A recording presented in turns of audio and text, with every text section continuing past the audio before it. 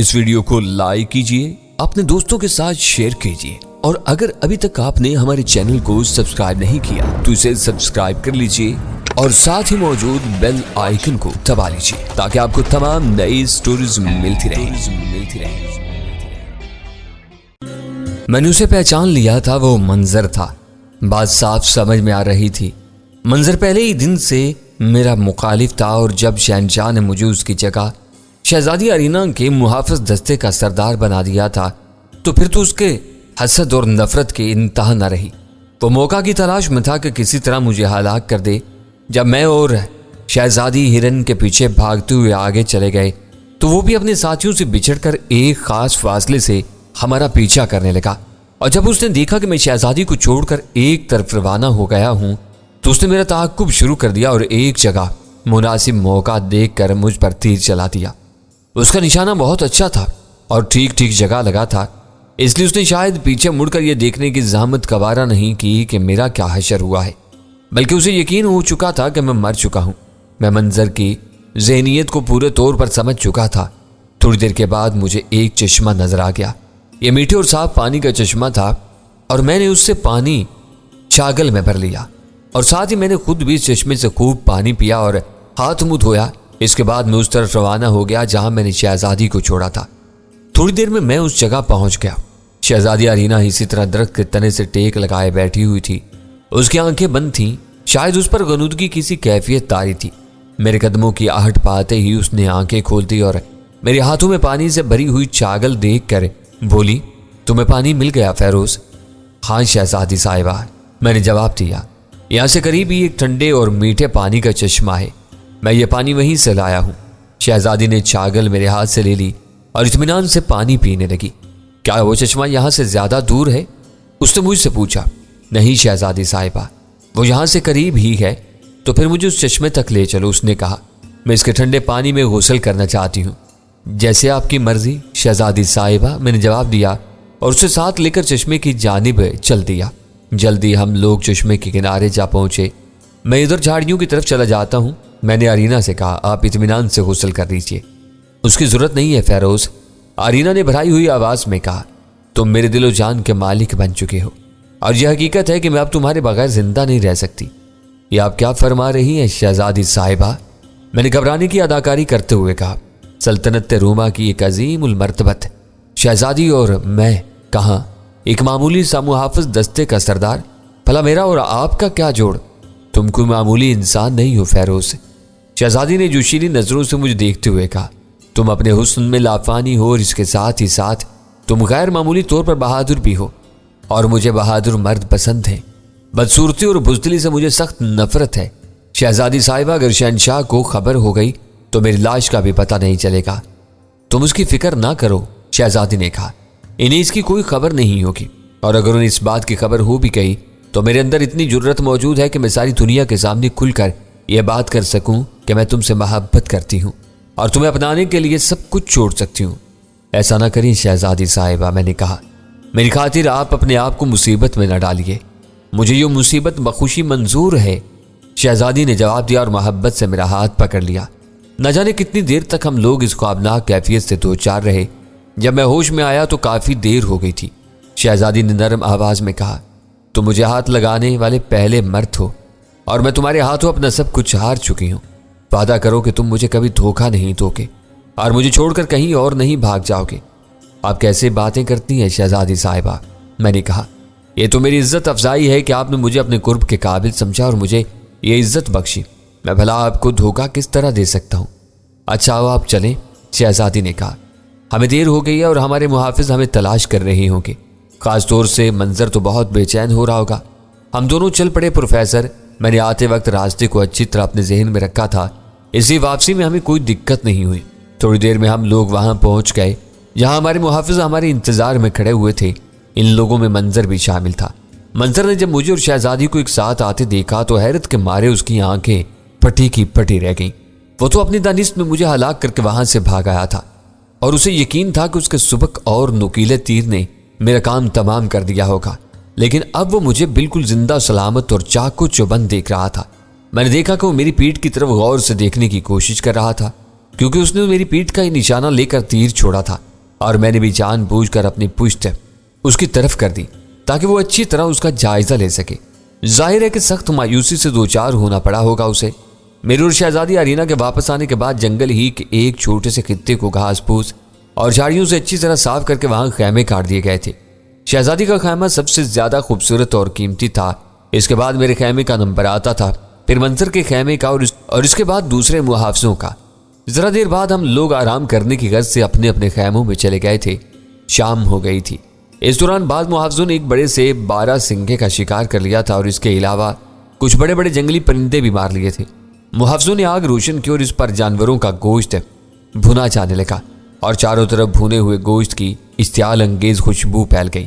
سب سے پہلے شہزادی کی خدمت میں نرم نرم اور عمدہ بھنا ہوا گوشت پیش کیا گیا، لیکن شہزادی اس وقت تک انتظار کرتی رہی جب تک کہ مجھے بھی انہوں نے گوشت نہ دے دیا۔ اس اثنا میں منظر نے کئی بار اس سے درخواست کی کہ وہ کھانا شروع کر دے، لیکن شہزادی نے منظر کی بات پر کوئی توجہ نہ دی اور اس وقت کھانا شروع کیا جب میرے سامنے بھی گوشت رکھ دیا گیا۔ گوشت کھانے کے بعد شہزادی نے مجھے تھوڑی دیر تک چہل قدمی کی دعوت دی، جو میں نے فوراً قبول کر لی۔ اب ہم دونوں کافی دیر تک اپنے قیام کے آس پاس ہی ٹہلتے رہے۔ میں شہزادی کو زیادہ دور تک اس لیے نہیں لے گیا تھا کہ راستے میں جنگلی جانوروں کا خطرہ تھا۔ چہل قدمی کے دوران شہزادی نے صاف صاف مجھ سے کہہ دیا تھا کہ وہ مجھ سے شادی کرنا چاہتی ہے اور اپنی بقیہ ساری عمر میرے ساتھ گزارنا چاہتی ہے۔ میں نے اسے بہت سمجھانے کی کوشش کی کہ ایسا ممکن نہیں ہے اور پھر یہ کہ شہنشاہ اس کے لیے ہرگز تیار نہیں ہوگا، لیکن وہ اپنی ضد پر اڑی رہی۔ اگر آج میری ماں زندہ ہوتی تو مجھے اس معاملے میں کوئی پریشانی نہ ہوتی۔ ارینا نے افسردگی سے کہا۔ وہ ماں سے زیادہ میری دوست تھی اور میں اپنے دل کی ہر بات بڑے اطمینان اور سکون کے ساتھ اسے کہہ دیتی تھی۔ افسوس کہ آج سے چند سال پہلے اس کا انتقال ہو گیا۔ اب شہنشاہ میرے لیے باپ کا بھی درجہ رکھتے ہیں اور ماں کا بھی۔ انہیں مجھ سے بے انتہا محبت ہے۔ میں جانتی ہوں کہ وہ دنیا کی ہر چیز سے زیادہ مجھے چاہتے ہیں اور مجھے اس بات کا بھی یقین ہے کہ جب میں ان سے اپنی پسند کا ذکر کروں گی تو وہ میری بات ٹالیں گے نہیں۔ تم بہت بھولی اور نادان ہو ارینا، میں نے اس سے کہا۔ اس میں کوئی شک نہیں کہ شہنشاہ تمہارا باپ ہے اور تم سے محبت کرتا ہے، لیکن یہ بات مت بھول جاؤ کہ وہ ایک شہنشاہ پہلے ہے اور تمہارا باپ بعد میں۔ اس کے نزدیک جو چیز سب سے زیادہ پیاری اور قابل حفاظت ہے وہ اس کی شفقت پدری کا جذبہ نہیں بلکہ ایک بادشاہ کی انا ہے، اور جب بادشاہوں کے لیے ان کی انا کا مسئلہ پیدا ہو جاتا ہے تو پھر اس کے لیے وہ اپنا سب کچھ قربان کر دیتے ہیں، حتیٰ کہ اپنی اولاد کو بھی وہ اولاد کی طرف سے اپنا دل پتھر کی طرح سخت کر لیتے ہیں۔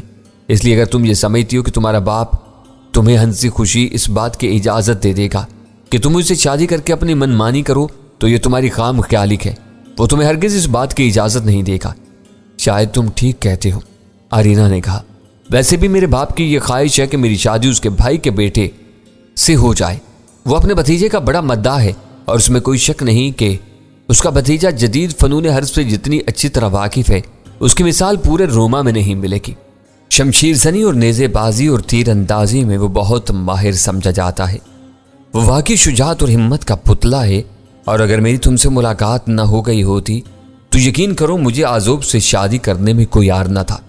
پھر جب تمہارے باپ نے تمہارے لیے پہلے ہی شوہر کا انتخاب کر لیا ہے تو تم یہ کیوں سمجھتی ہو کہ تمہیں میرے ساتھ شادی کرنے کی اجازت دے دے گا؟ میں اس سلسلے میں کوشش کروں گی، ارینا نے کہا۔ میں بابا سے بات کروں گی۔ تم اس بارے میں جلدی کرنے کی کوئی ضرورت نہیں ارینا، میں نے اسے سمجھاتے ہوئے کہا۔ وقت آنے دو، ممکن ہے کہ خود ہی کوئی شکل نکل آئے۔ اب شہزادی ارینا اور میں ایک دوسرے کے اتنے قریب آ چکے تھے کہ ہمارے درمیان تمام فاصلے مٹ گئے تھے۔ ہم لوگ ایک دن میں کوئی نہ کوئی موقع ایسا ضرور نکال لیتے جب ہم یکجا ہو جاتے، اور ہماری ان خفیہ ملاقاتوں کی کسی کو خبر نہیں تھی، لیکن مجھے یہ احساس تھا کہ منظر سائے کی طرح ہمارے گرد منڈلاتا رہتا ہے، اور مجھے اندازہ تھا کہ وہ ہمیں ایسے عالم میں پکڑے گا کہ شہنشاہ سے ہماری شکایت کر سکے۔ اسے اس بات کا خوب اچھی طرح اندازہ تھا کہ شہزادی ارینا مجھے دل و جان سے پسند کرنے لگی ہے، اور میں خود بھی شہزادی میں گہری دلچسپی لے رہا ہوں، لیکن اب تک ایسا کوئی موقع ہاتھ نہیں لگا تھا کیونکہ میں اور ارینا دونوں خاصی احتیاط سے کام لے رہے تھے۔ شہزادی ارینا کا چچا زاد بھائی آزوب اکثر و بیشتر اس سے ملنے کے لیے آیا کرتا تھا۔ کئی مواقع ایسے بھی آئے کہ ان کی ملاقات کے دوران میں خود بھی موجود تھا، لیکن میں نے محسوس کیا کہ آزوب میری موجودگی کو سخت ناپسند کرتا تھا اور کسی نہ کسی بہانے مجھے وہاں سے ہٹا دینا چاہتا تھا۔ ارینا کی خواہش ہوتی تھی کہ میں وہاں کسی نہ کسی طرح موجود رہوں، اور آزوب خود بھی اس بات کو محسوس کر رہا تھا کہ ارینا اب اس سے روز بروز دور ہوتی جا رہی ہے۔ ایک دن کا ذکر ہے پروفیسر کہ میں محل کے باغ میں چہل قدمی کر رہا تھا۔ دوپہر کا وقت تھا اور ارینا اپنے محل کے اندر اپنی سہیلیوں کے جھرمٹ میں بیٹھی باتیں کر رہی تھی۔ اس وقت اسے میری ضرورت نہیں تھی۔ اچانک میں نے ایک طرف سے عزوب اور منظر کو آتے دیکھا۔ ان دونوں کا ایک ساتھ آنا دیکھ کر میرا ماتھا ٹھنک آیا اور میں چوکنا ہو گیا۔ میں باغ ہی میں قرب و جوار میں اگی ہوئی چاڑیوں میں چھپ گیا اور یہ دیکھنے لگا کہ ان لوگوں کا کیا ارادہ ہے۔ عزوب اور منظر انہی جھاڑیوں کے قریب آ کر رک گئے۔ سردار عزوب، اب تمہارے لیے وقت آ گیا ہے کہ تم اب عملی قدم اٹھاؤ، منظر نے اسے کہا۔ تم کیا کہنا چاہتے ہو منظر؟ عزوب نے پوچھا۔ میں یہ کہنا چاہتا ہوں کہ شہزادی صاف طور پر فیروز میں دلچسپی لے رہی ہے اور ظاہر ہے کہ فیروز جیسے ایک معمولی اور ادنا درجے کے غلام کے لیے اس سے بڑھ کر اور کیا عزت افزائی کی بات ہو سکتی ہے کہ وہ شہزادی ارینا کا منظور نظر بن جائے۔ میں کافی دنوں سے اس بات کو باغور دیکھ رہا ہوں کہ وہ دونوں ایک دوسرے کے بہت قریب آ چکے ہیں، لیکن ایسا کبھی نہیں ہو سکتا، عزوب نے غصے سے کھولتے ہوئے کہا۔ شہزادی ارینا میری منگیتر ہے اور اس کی شادی ہر حال میں مجھ سے ہو کر رہے گی۔ اس پر صرف میرا حق ہے اور کوئی دوسرا اس پر اپنا حق جتا نہیں سکتا۔ اور پھر فیروز جیسے ادنا غلام کی کیا حیثیت ہے کہ شہزادی کی طرف آنکھ اٹھا کر بھی دیکھے؟ تمہارا کہنا ٹھیک ہے سردار اعظم، منظر نے کہا، لیکن میرے اور تمہارے کہنے سے کیا کچھ ہو سکتا ہے؟ حقیقت یہ ہے کہ وہ دونوں ایک دوسرے سے دلچسپی لے رہے ہیں اور مجھے اندیشہ ہے کہ بات بہت آگے تک بڑھ جائے گی۔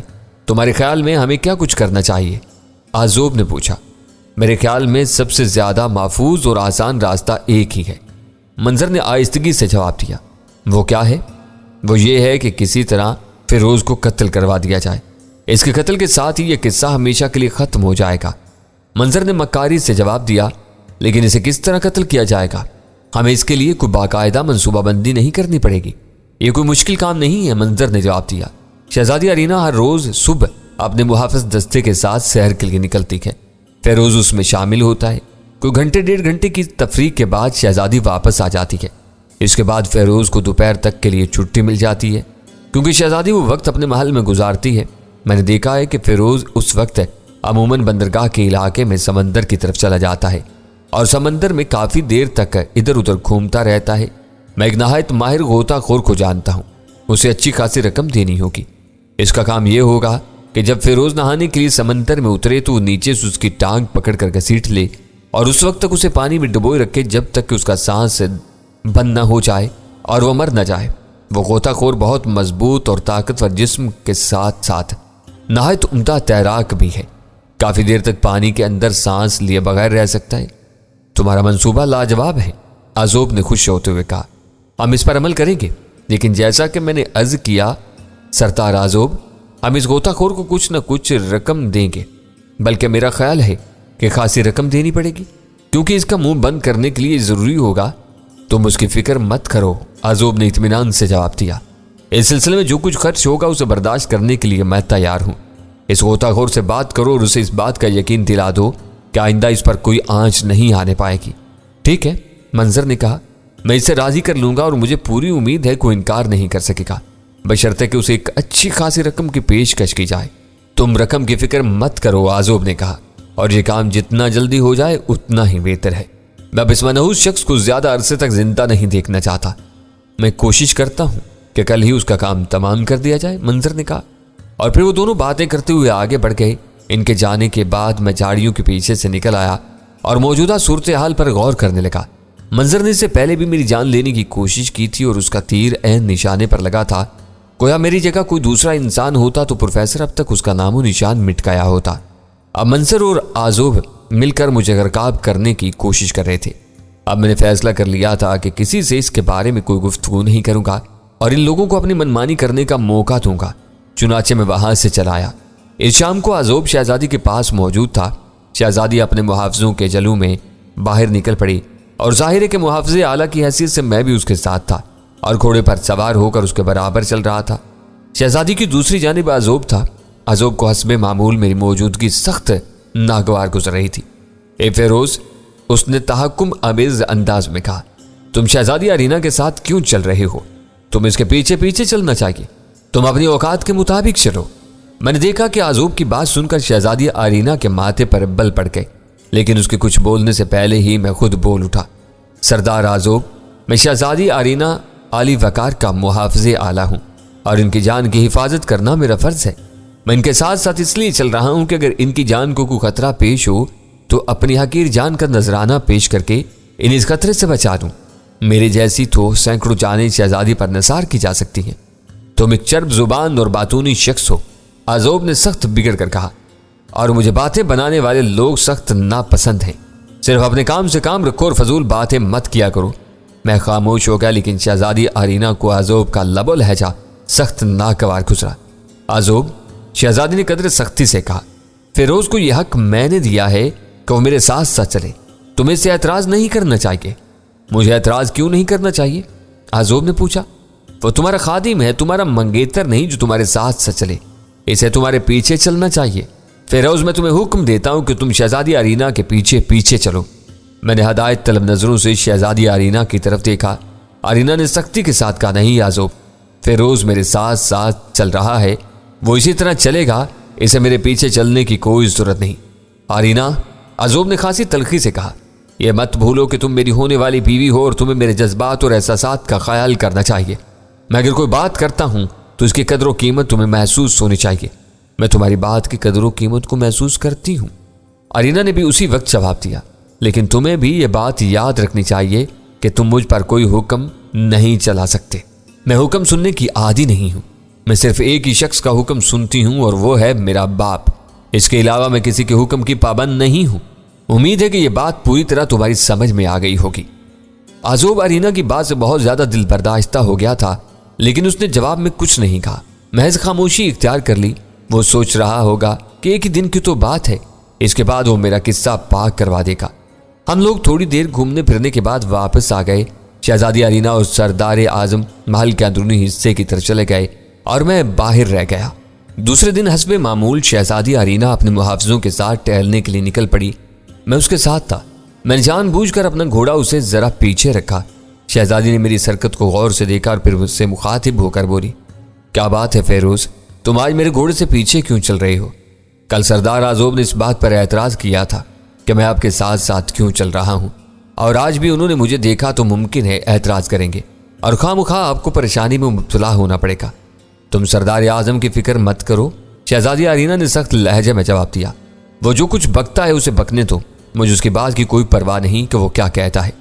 لیکن شہزادی آرینہ، میں نے اسے ٹٹولتے ہوئے کہا، وہ تمہارا ہونے والا شوہر ہے اور اس لحاظ سے اس کی بات ماننا فرض ہے۔ ہرگز نہیں، اب عزوب سے میں ہرگز شادی نہیں کر سکتی، آرینہ نے فیصلہ کن لہجے میں کہا۔ اگر ضرورت پڑی تو میں تخت و تاراج سب کچھ چھوڑ دوں گی، اس محل کو چھوڑ دوں گی اور تمہارے ساتھ دور کہیں نکل جاؤں گی، اتنی دور کہ شہنشاہ کے سپاہی کہیں بھی مجھے تلاش نہ کر سکیں، اور پھر ہم دونوں اطمینان اور سکون سے کسی گوشہ تنہائی میں زندگی گزاریں گے۔ شہزادی آرینہ، میں نے مسکراتے ہوئے کہا، کیا تم یہ سمجھتی ہو کہ ایسا ممکن ہو سکتا ہے؟ ایسا ہوگا اور ضرور ہوگا، آرینہ نے پرعزم لہجے میں جواب دیا۔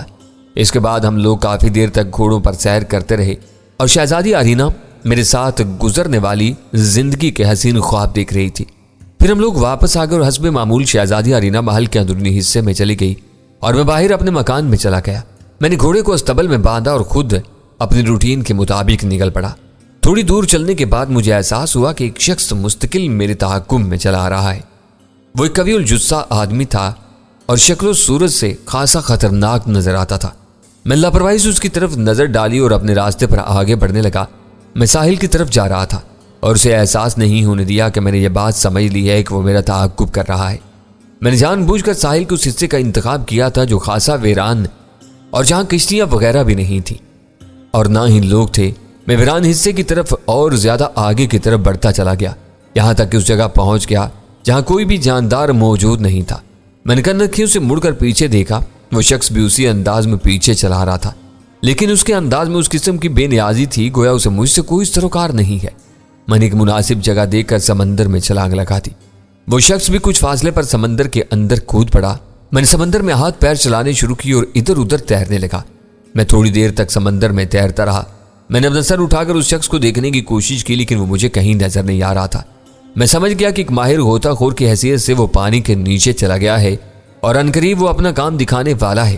مجھے تیرتے ہوئے چند ہی منٹ گزرے ہوں گے کہ مجھے یوں لگا کہ اچانک کسی نے میرے ایک پاؤں میں مضبوط رسی کا پھندا باندھ دیا ہے۔ شاید یہ شخص رسی اپنے ساتھ لے کر آیا تھا۔